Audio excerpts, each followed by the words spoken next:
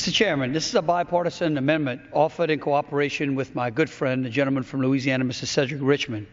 As he said earlier, Louisianians invented offshore drilling exploration and have been drilling off its coast ever since the mid-1940s. But for the first 60 years of drilling off the coast of Louisiana, our state and other Gulf Coast states had received no money, not a dime, from the revenue derived from these wells. Starting in 2007, Congress passed an act called the Gulf of Mexico Energy Security Act.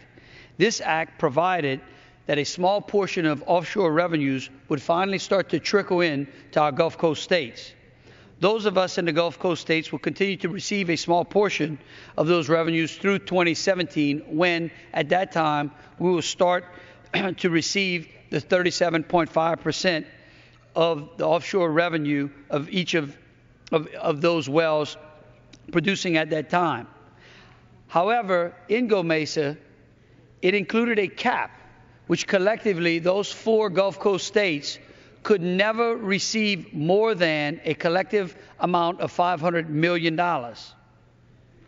As the current bill now is going to provide revenue sharing for additional states without a cap, we're simply asking for fundamental fairness here and asking that the cap of $500 million be raised to $750 million.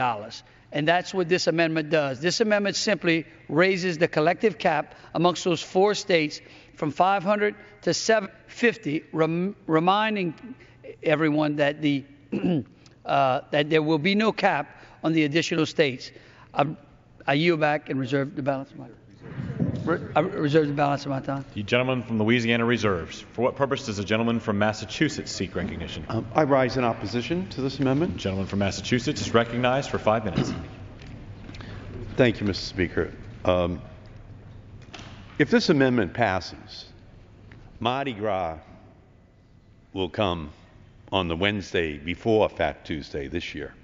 That's because the Landry amendment delivers up to $6 billion in a financial king cake to Louisiana and the other Gulf states at the expense of the other 46 states in the Union. In 2006, the Republican Congress passed legislation that will divert $150 billion over the next 60 years from offshore drilling on public lands to the 4 Gulf Coast states, Louisiana, Mississippi, Alabama, and Texas. That bill set up what amounts to a new entitlement program for these 4 states that will result in a massive transfer of wealth from the federal government. This amendment would send $6 billion to these 4 states on top of that $150 billion they will already be getting.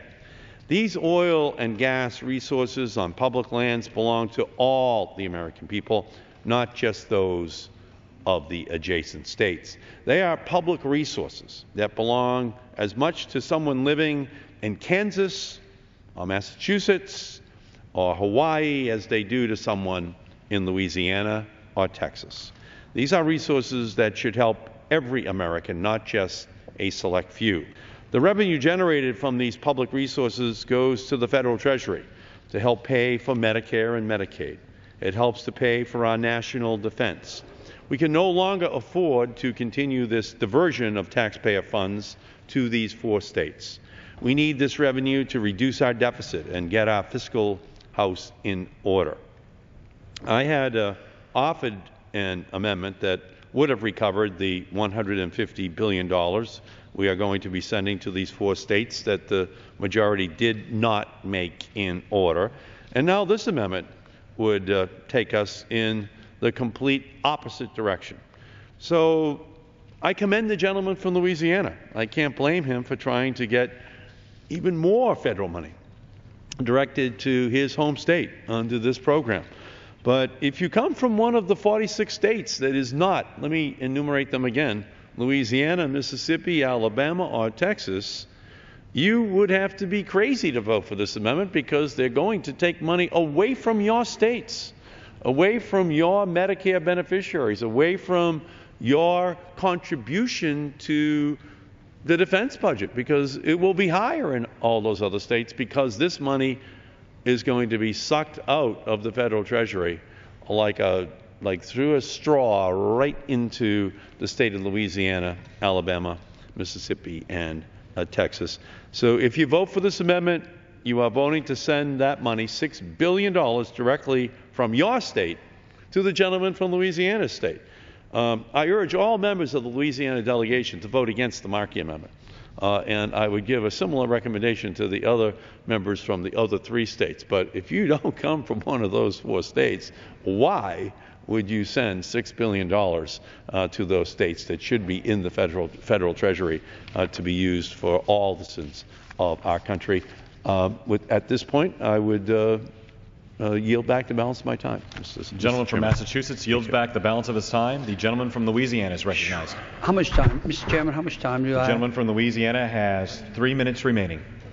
I would like to yield a minute to the chairman of Natural Resources from Washington. The gentleman from Washington is recognized for 1 minute.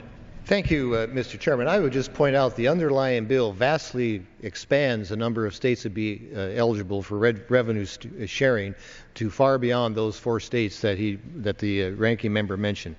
But when our committee held a markup on this legislation 2 weeks ago, I pledged to work with the gentleman from Louisiana and Gulf members to help bring parity to the differences between the existing revenue sharing currently enjoyed in the 4 Gulf states and all the other coastal states, who up until this legislation today, as I mentioned, were not entitled to a share of revenue from oil and gas production off those shores. Let me repeat again.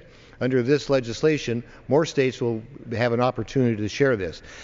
But this amendment seeks to bring existing revenue sharing in the Gulf to more in line with the plan that was included with the underlying bill, and I congratulate the gentleman for bringing this amendment to the floor. I support it, and with that, I yield back my time to the gentleman. The gentleman yields back. The gentleman from Louisiana is recognized. I would like to yield a minute to the gentleman from Louisiana, Mr. Richmond. The gentleman from Louisiana, Mr. Richmond, is recognized for 1 minute. Thank you, Mr. Chairman, and thank you to the gentleman from Louisiana. I have to stand and differ from my good friend and colleague from Massachusetts. He's absolutely right when he says the resources are everyone's. The resources are everyone's. But the sacrifice that you make to get those resources comes from those Gulf states. We lost 18,036 lives in Katrina. We lost 11 lives in the BP oil spill. We've lost 328 square miles of marsh. And in this bill, we give royalties to all the other states immediately.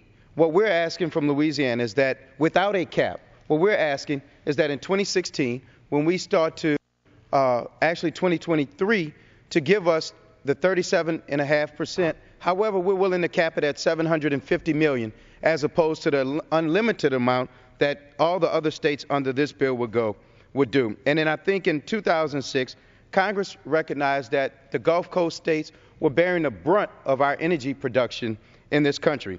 The lands that we lose, we produce 90% of the nation's offshore oil and gas. So that's a sacrifice that we make for people in Kansas, people in California, to be able to turn on their lights in the afternoon or at nighttime. With that, Mr. Speaker, I would urge members to, Mr. Chairman, to vote for the amendment, and I yield back the balance of the time. Time has expired. The gentleman from Louisiana is recognized. The gentleman from Louisiana has 1 minute remaining. So, Mr. Chairman, I'll just close with this. As the gentleman from Louisiana just indicated, 30% of all oil and gas produced in this country comes off of Louisiana shores. A quarter of all the seafood is caught in Louisiana. In Louisiana, we have made it a constitutional amendment that any revenue we receive from the federal government or offshore royalties goes to coastal protection and the building of the coast that we are so rapidly losing. And again, this is not an amendment whereby we're asking for more of our share. We are simply asking to raise a cap when other states will have no cap. This is only fundamental fairness here. And I certainly would urge all members to consider that and to please support this amendment when it comes to the floor. With that, I yield back.